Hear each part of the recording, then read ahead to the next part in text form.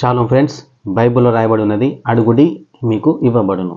చాలామంది దేవుణ్ణి అడిగేటప్పుడు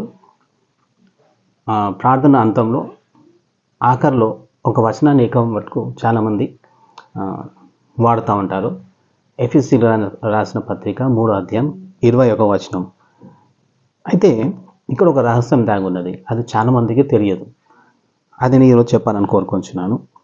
ఎఫెసీయులకు రాసిన పత్రికలో 3వ అధ్యాయంలో 20వ వచనంలో చాలామంది చెప్పేది ఏంటంటే, మనము అడుగు వాటి కంటేను ఊహించు వాటి కంటేను అత్యధికంగా చేయ శక్తి గల దేవునికి అనే మాటని మనకు ఎక్కువ మంది వాడుతూ ఉంటారు. కానీ దానికంటే ముందు చెప్పబడిన మాట ఒకటి ఉంది.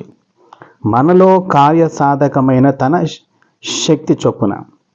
అంటే మనలో కార్యసాధకమైన తన శక్తి చొప్పున అంటే మనలో, అంటే దేవునికి మనము ఎంతైతే చేయడానికి అవకాశం ఇస్తామో, లేదా దుష్టాత్మలని, అపవిత్రాత్మలని, సైతాన్ కానీ అపవాదికి మనం ఎంత చోటిస్తామో దాని ప్రకారంగానే వాడు కూడా మన జీవితంలో కార్యం చేస్తూ ఉంటాడు. అంటే మన జీవితంలో దేవుడు గెలవాలా, లేదా సైతాన్ గడు గెలవాలా, అపవాది గెలవాలా, ఎవరిని గెలిపించాలనేది కూడా మన చేతుల్లోనే ఉంది.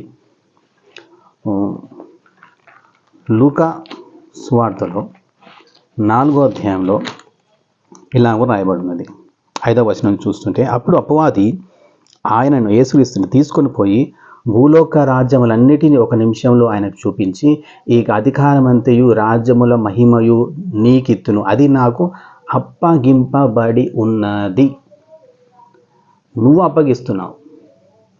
నీ మాటల ద్వారా, నీ ప్రవర్తన ద్వారా, నీ చూపు ద్వారా, నీ జీవితం ద్వారా నువ్వు ఎవరికి అప్పగిస్తున్నావు అనే దాన్ని బట్టి నీ జీవితం ఆధారపడి ఉన్నది. నీ జీవితంలో నువ్వు ఇచ్చిన అధికారాన్ని బట్టి, నీలో కార్యసాధకమైన శక్తి బట్టి, అంటే నువ్వు ఎంత అవకాశం ఇవ్వగలుగుతావో దాన్ని బట్టే దేవుడు నీ జీవితంలో కార్యం చేయగలుగుతాడు. ఇప్పుడు నీ జీవితంలో ఎవరి శక్తి ఎక్కువ పనిచేయాలనేది నీ చేతిలోనే ఉన్నది. Praise the lord.